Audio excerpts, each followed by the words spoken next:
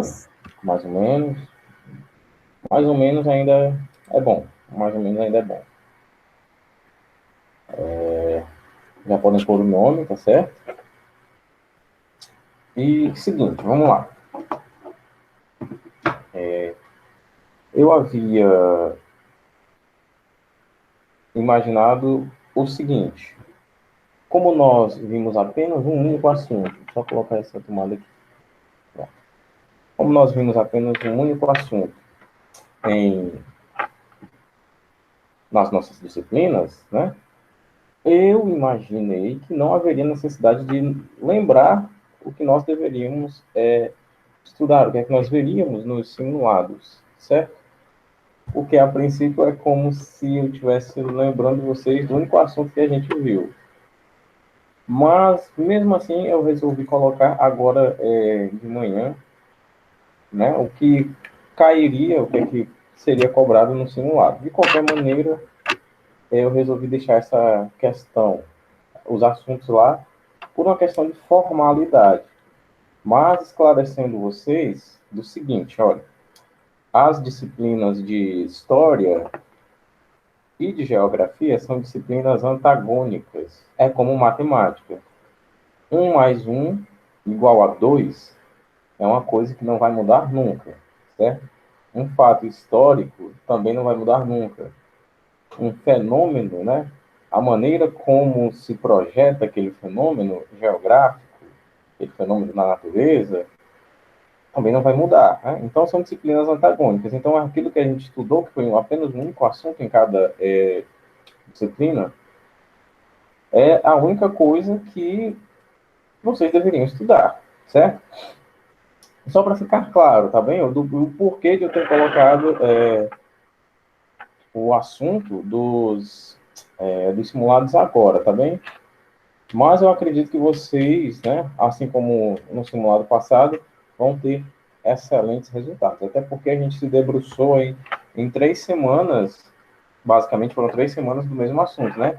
Da climatologia, da Europa e da Ásia, e das florestas, né? Da flora da Europa e da Ásia. Né? Eu até coloquei euroasiática, Europa e Ásia. Compreendido essa parte, né, meus queridos? Todo mundo colocou o nome, bonitinho. Cadê? Caroline, não esqueça de colocar o nome, viu, Caroline? Tá, professor. Eu imagino que você esteja almoçando, né? Aham. Desculpa. Já conheço vocês. Bom, vamos lá. Mas, antes de mais nada, no caso eu falei da climatologia falando de geografia, né? Mas, falando de história, o que eu pus no mural foi... Parece que eu não pus no mural. Coloquei, sim, a Inconfidência Mineira e a Conjuração Baiana.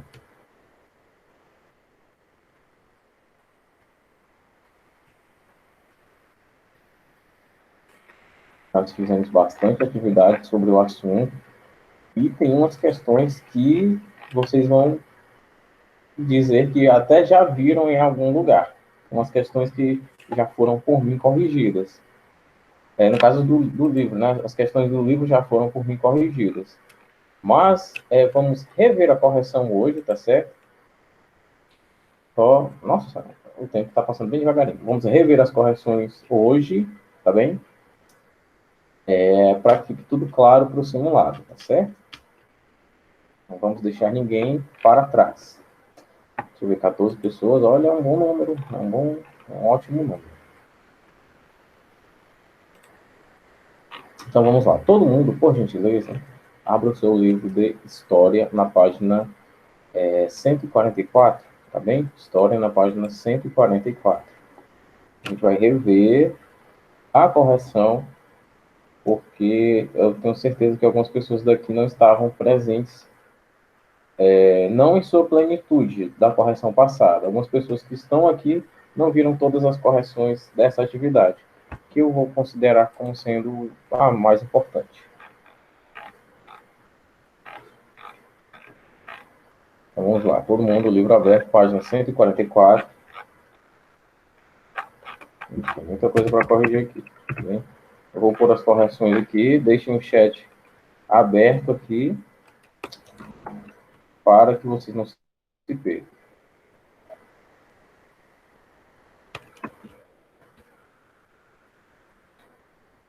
Vamos, Portugal. Vamos lá. Primeira questão é: a bem-sucedida Revolução do Porto fortaleceu os liberais, que, em contrapartida, pressionavam Dom João VI a controlar a colônia brasileira. Nesse sentido, quais os principais motivos que levaram à independência do Brasil? Primeira questão, página 144. Primeiras instruções. Quem quiser até tirar um print, eu acho muito vantajoso. O que foi a Noite da Agonia? Foi a duração de 2 dias seguidos de reunião da Constituinte para a elaboração da Constituição Brasileira. Esse processo se deu entre 11 e 12 de novembro de 1823. Foi bastante conturbado, inclusive com a saída de José Bonifácio de Andrada, aliás, do Ministério. Na manhã do dia 12, perante o Congresso, compareceu o ministro do Império e leu o decreto de Dom Pedro I, que dissolvia o parlamento.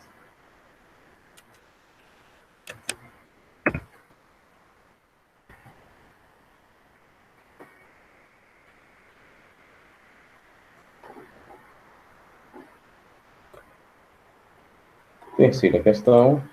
Em seu período como regente no Brasil, Dom Pedro teve que se posicionar de forma mais rígida para tentar se garantir no poder. Nesse contexto, identifique medidas que Dom Pedro tomou para se fortalecer frente ao Brasil. Aliás, para se fortalecer à frente do Brasil. Opa, peraí.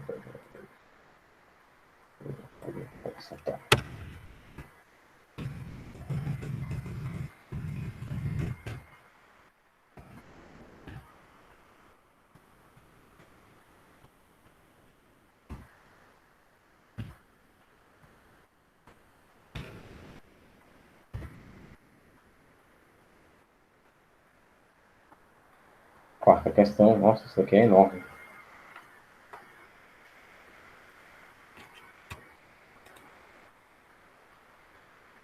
Quarta questão. Viva a independência e a separação do Brasil. Pelo meu sangue, pela minha honra, pelo meu Deus, juro promover a liberdade do Brasil, independência ou morte. Dom Pedro I. Descreva o processo histórico desde o início, aliás, desde o dia do fico até a independência do Brasil.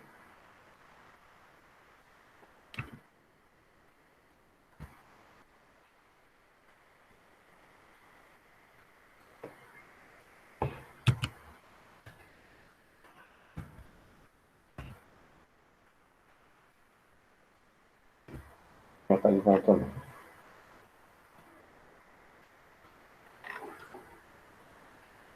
Opa.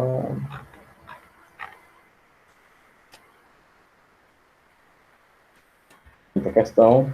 Dom Pedro I necessitava de uma constituição que reforçasse a centralização do poder, mas também que privilegiasse a aristocracia rural. Analisa as principais medidas da Constituição de 1824. Tá todo mundo acompanhando, pessoal? Estou só colocando aqui. Opa, eu coloquei foi primeiro aqui, me perdoem, peraí. Primeiro não, cara, era quarto. Essa última mensagem que eu pus, ignorem, tá? Ignorem, por favor. É só isso aqui que eu vou corrigir, porque eu coloquei primeiro, mas na verdade é quarto. Quarta questão.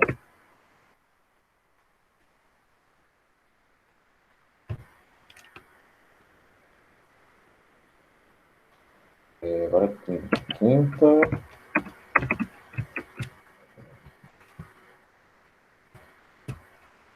Então,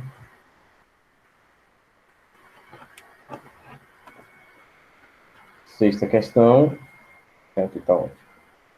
Pernambuco sempre foi um estado bastante revolucionário, e desde a Revolução Pernambucana, de 1817, havia tensões na província. Nesse sentido, explique a Confederação do Equador.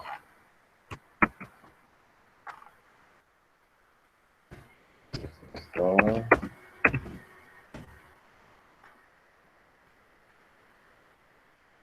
sétima e última questão.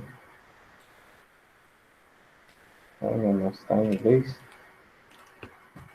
Reflita e discorra sobre o conflito na Cisplatina e seus efeitos para o Brasil.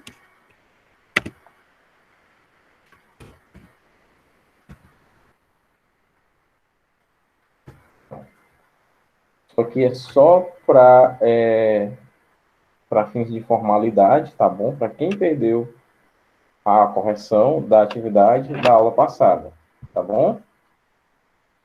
Agora sim a gente vai penetrar de vez nas questões que vão nos ajudar com relação ao nosso simulado, tá bom? Ok, tá voando. Aqui. Vamos lá.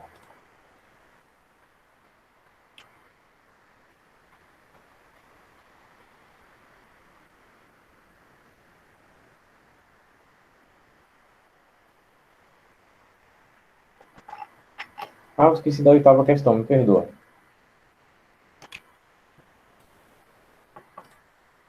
A oitava questão é: reflita e aponte os motivos que levaram à abdicação de Dom Pedro I ao trono. Oitava.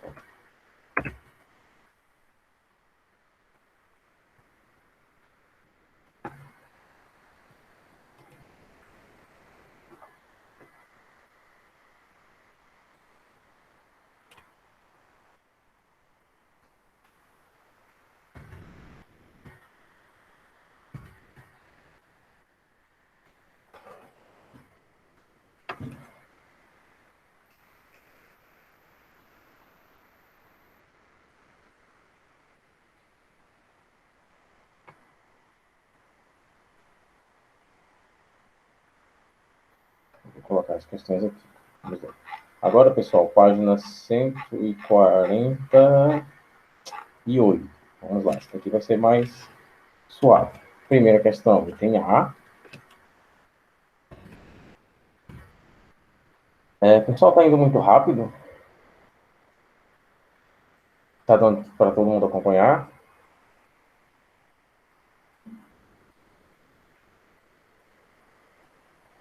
Sim, professor. Tá dando ok, né? É só melhorar aqui um pouquinho aqui a qualidade da câmera. Peraí. No caso, como é que eu vou fazer? Se eu estou usando esse microfone, então eu vou desativar esse microfone e desativo essa câmera aqui.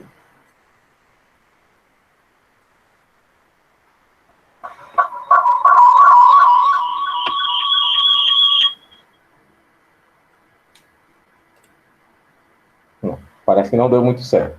Vamos ficar com essa câmera aqui mesmo.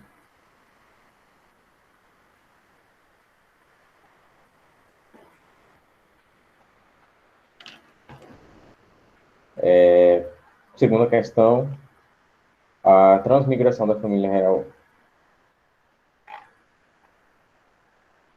Isso mesmo. Transmigração da família real portuguesa para o Brasil em 1808 repercutiu de forma significativa no que se refere à participação do Brasil no mercado mundial, porque item E. Segunda questão, item E.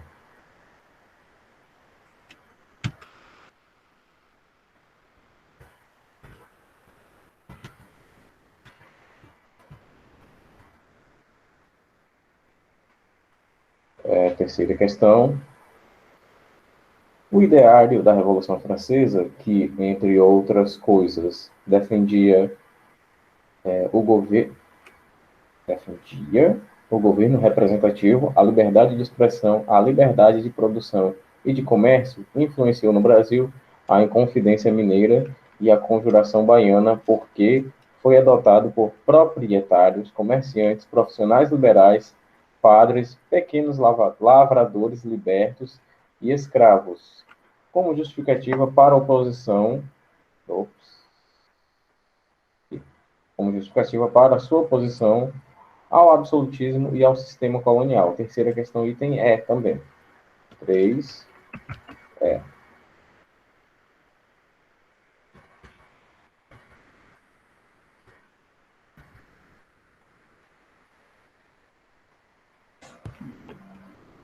Quarta questão. A transferência da corte portuguesa para o Brasil beneficiou o Brasil, pois a presença da corte portuguesa beneficiou a ruptura do pacto colonial sem grandes convulsões sociais. Quarta questão, item C. C. Quinta questão. Lembrando, estamos na página 149.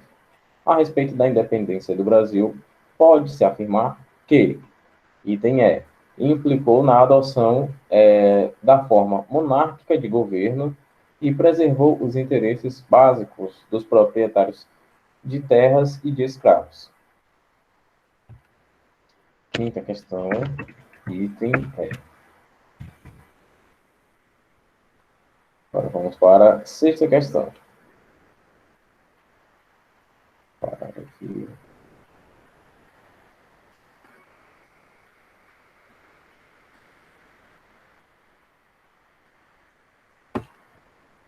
Vocês vão gostar desse simulado, viu? A organização do Estado brasileiro, que seguiu a independência, resultou no projeto do Grupo Liberal Conservador. Sexta questão, item A, que defendia a monarquia constitucional, a integridade territorial e o regime centralizado. 6A. 6A.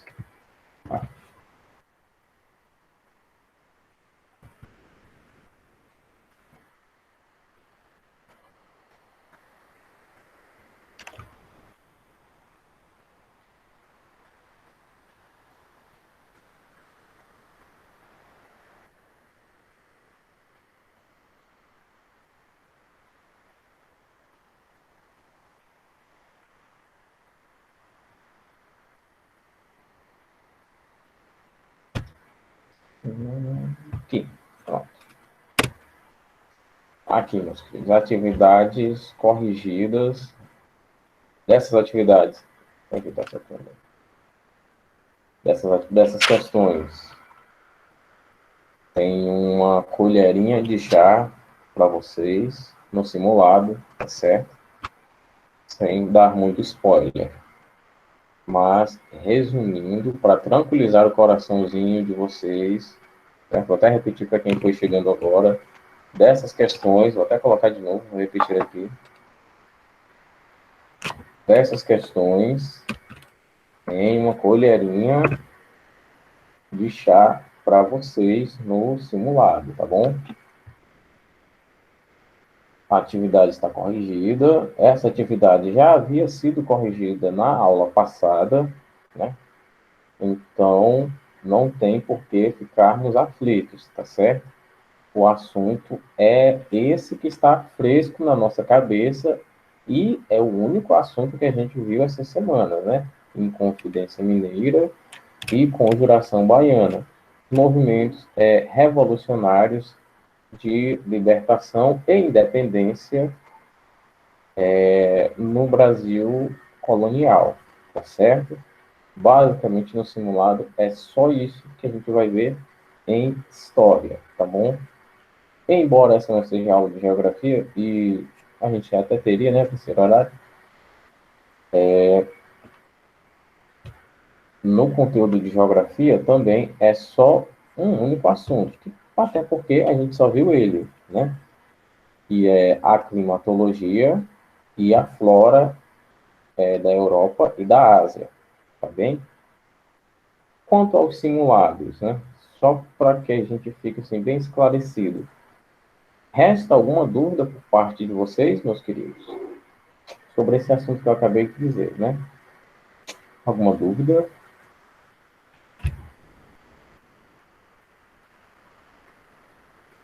Isso aqui meio que foi uma revisão, tá? Tem nenhuma dúvida? Então, a gente vai continuar de onde paramos. Não vai me obedecer, não? Então, de onde paramos na leitura é sobre a independência dos Estados Unidos da América, porque é esse assunto que a gente já vai ver depois desse simulado, né? A gente fez uma pequenininha, finíssima, aliás, leitura da página 140, 152. Até aqui é o último parágrafo antes de Guerra dos 7 Anos. Na verdade, a gente leu um pouquinho, só que eu queria retomar o assunto, tanto para que essas respostas que eu coloquei, Isabelle, são da página 149 e 148. No caso, do contrário, 148 e 149. Já essas respostas subjetivas são da página 144, 145, 146 e 147, tá bom? Coloquei umas questões subjetivas também. Mas, é claro, que você vai se atentar necessariamente às questões relacionadas a esses dois assuntos que eu falei: Conjuração Baiana e Inconfidência Mineira, movimentos revolucionários de libertação do Brasil. E, claro, no Brasil, tá certo? E só para deixar o pacote completaço, né? Claro que sobre produção textual faremos uma dissertação. Como vocês viram, não é difícil, né? Todo mundo teve uma nota razoavelmente boa. Isso vocês vão ter que concordar. Os assuntos, eu tenho certeza também que vocês vão adorar. Ou assunto, aliás, porque vai ser só um, e você vai fazer o seu texto dentro desse assunto, respeitando as 5 competências que nós vimos, dedicando uma única aula para cada competência, e uma aula que foi meio que um resumão de todas, né? Então, vocês sabem quais são os critérios que eu vou utilizar para corrigir a redação, né? Aquele português show de bola, né? Dominar a modalidade de escrita formal da língua portuguesa, e tem as outras competências que eu acredito que eu vou estar consumindo o tempo da aula de história se eu perdurar mais tempo falando isso. Então, vamos lá. Página 153, a Guerra dos 7 Anos. O século XVIII, na Europa, foi marcado por muita instabilidade e conflitos ocasionados pela crise do sistema colonial e pelo surgimento da Revolução Industrial. Como já vimos, o modelo econômico mercantilista e o regime político absolutista passaram a ser bastante criticados por movimentos filosóficos, com destaque para o iluminismo, que trouxe concepções como o mercado, aliás, como o liberalismo econômico, a fisiocracia e o liberalismo político, vistos como necessários para que a industrialização e o avanço, tecnológico se concretizassem. Nesse panorama europeu, só para falar um pouquinho, só para refrescar a memória de quem viu e explicar para quem não viu. O liberalismo econômico, como eu havia dito para vocês, basicamente, resumindo, falando do lado ruim, né?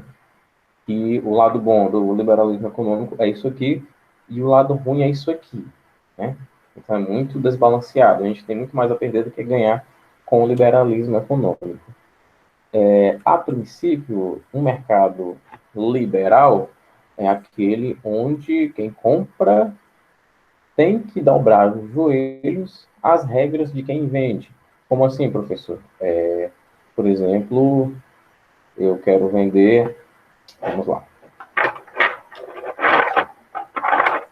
O preço de mercado dessa pilha aqui, essa pilha aqui é mais ou menos R$1, né? mais ou menos R$ 1. Tem uma legislação que vai punir o comerciante, isso hoje é 13 de julho, tem uma legislação que vai punir o comerciante que vender essa pilha aqui, ó, a um preço abusivo, como por exemplo, R$ 3, né? A gente nota aí um aumento de 300%, né? Ou então que vender ela a um preço mais exorbitante ainda, R$ 1.000. Eita, R$ 1.000, pelo amor de Deus, professor. Tá caríssimo, né? Tá caríssimo demais. E se o comerciante quiser vender a esse preço, ele vai ser punido. Tem uma lei que vai puni-lo por isso. Porque o nosso modelo de mercado não é esse liberal. No mercado liberal, ele pode vender do preço que ele quiser e só não compra quem não tem dinheiro, porque você tem duas alternativas, ou comprar ou não comprar, e você não vai ter a quem pedir socorro. A gente notou isso agora, né, no começo da pandemia, com aqueles preços absurdos do álcool em gel, né, dos equipamentos de proteção e segurança individual. Não fosse a nossa legislação vigente de defesa do consumidor, o álcool poderia ser vendido aí a R$ 100, meio litro, né, R$ 100, R$ 250 um litro, e você não teria para quem pedir socorro, tá certo? Esse é o grande problema do liberalismo econômico. Você não negocia com o poder público, você negocia só com quem está te vendendo. E quem está te vendendo só tem um interesse: lucrar. Sobre a fisiocracia, que é o que a gente acabou de ver, né? Fisiocracia necessariamente assim como tantas outras, é uma teoria, certo?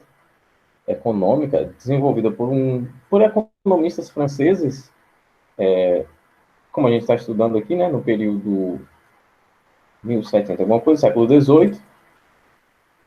Eles acreditavam que as riquezas das nações, né, eram baseadas em terras, certo? Baseadas nos valores nos valores agrícolas, resumindo, valores agrícolas. Estou tentando explicar para vocês da maneira mais simples e mais clara possível, certo? Então, eles se baseavam no conhecimento, né, sobre as leis da natureza e consideravam que as terras eram a fonte máxima de riqueza. Pronto, eles consideravam que as terras eram a fonte máxima de riqueza.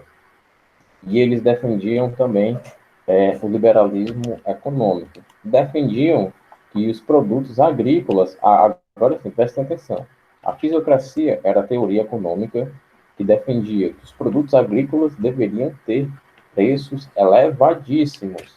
Produtos agrícolas, arroz, feijão, trigo, quaisquer outros grãos que vocês imaginem aí. Então vejam só, se essas teorias econômicas se enquadrariam para a população brasileira,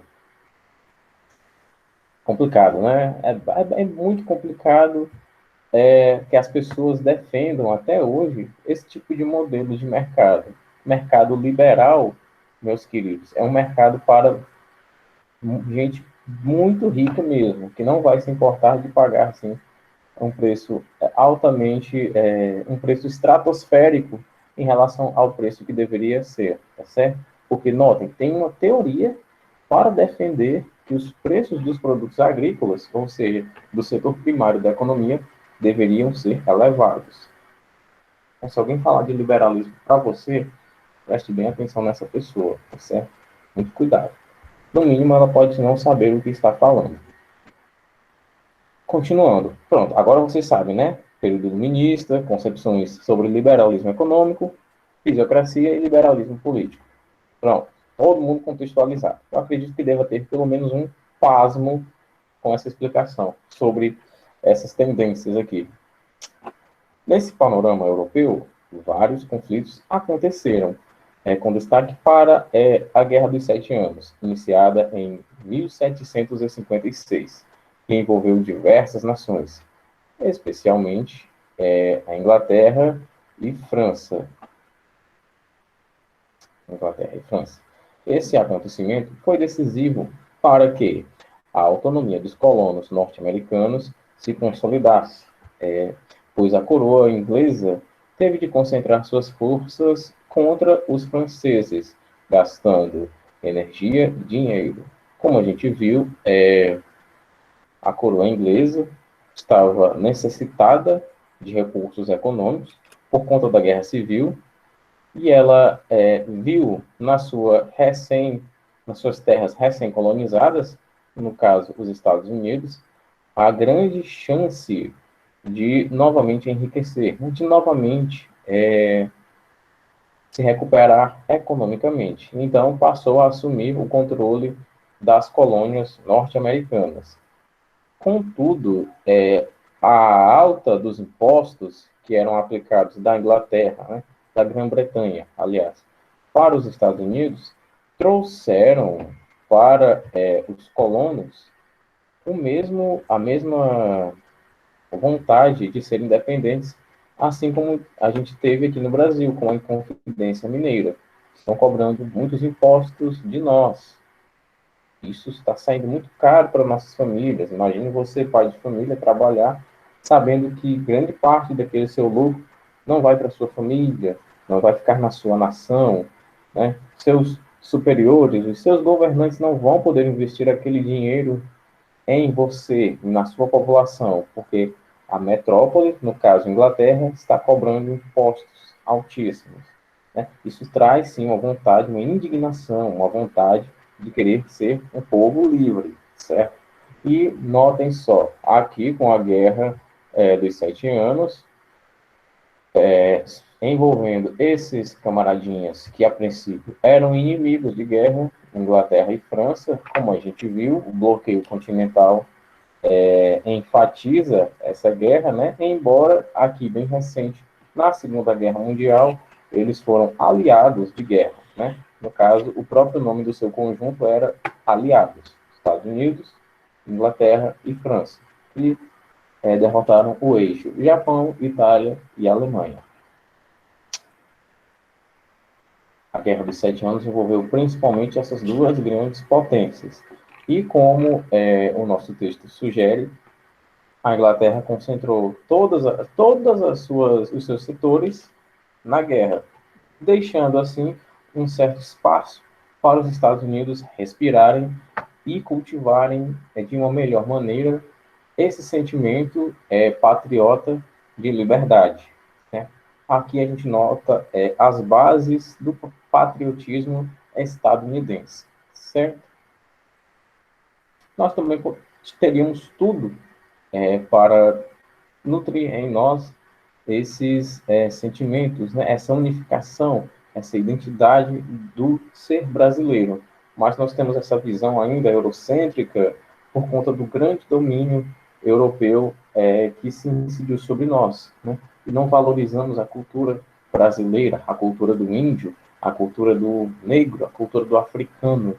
Não valorizamos essa cultura. Nós olhamos mais para o que é da Europa, o que é escrito e feito em inglês. Necessariamente nós temos essa mania. Isso é o que necessariamente também ocasiona na nossa não consolidação de identidade.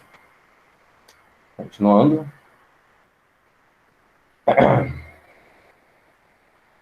Essa guerra se dividiu basicamente entre dois conflitos.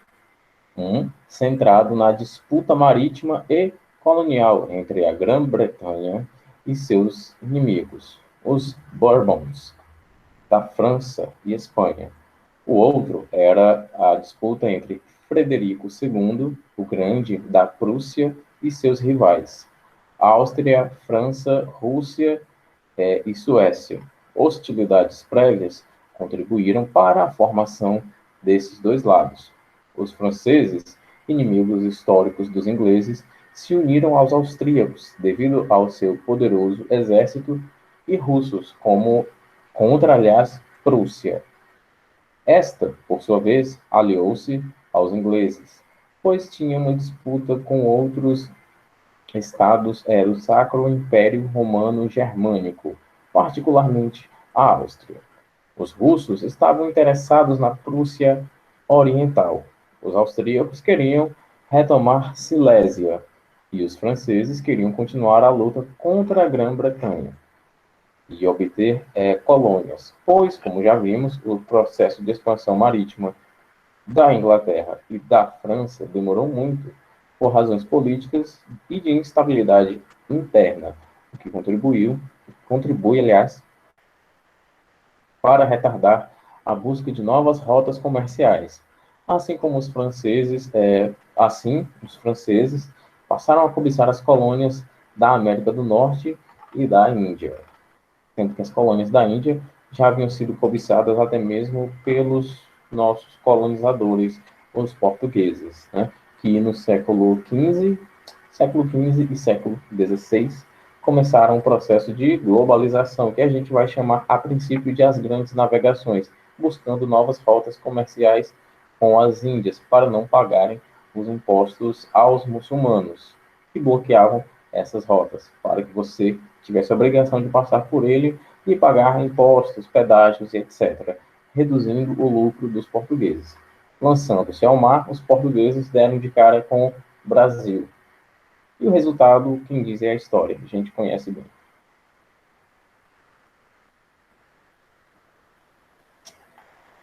A guerra começou de fato em 1756, quando Frederico II invadiu a Saxônia, que era aliada da Áustria.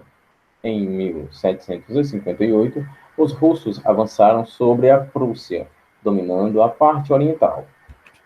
Entre 1760 e 1761, os austríacos retomaram a Saxônia e a Silésia. As batalhas entre França e Inglaterra inicialmente se deram por terras europeias, mas logo chegaram as colônias, principalmente os Estados Unidos, onde tiveram auxílio dos iroqueses. Os iroqueses formam uma confederação de tribos indígenas do Nordeste dos Estados Unidos. Índia e Caribe, aliás, dos iroqueses, Índia e Caribe. A França também invadiu colônias africanas e o Canadá em 1756. Mas, nos anos seguintes, os ingleses retomaram essas possessões, impondo seguidas derrotas aos franceses entre 1757 e 1762. Com a morte, vou até terminar isso aqui, com a morte de Cesarina Isabel, nesse ano, a Rússia recuou e a Áustria, sozinha, após as derrotas impostas aos aliados, foi rechaçada e teve de se render, assinando o Tratado de Rubentsburg, em 1763. Nesse mesmo ano, a França assinou sua rendição em Paris. Bom, meus queridos, acredito que eu falei bastante, né?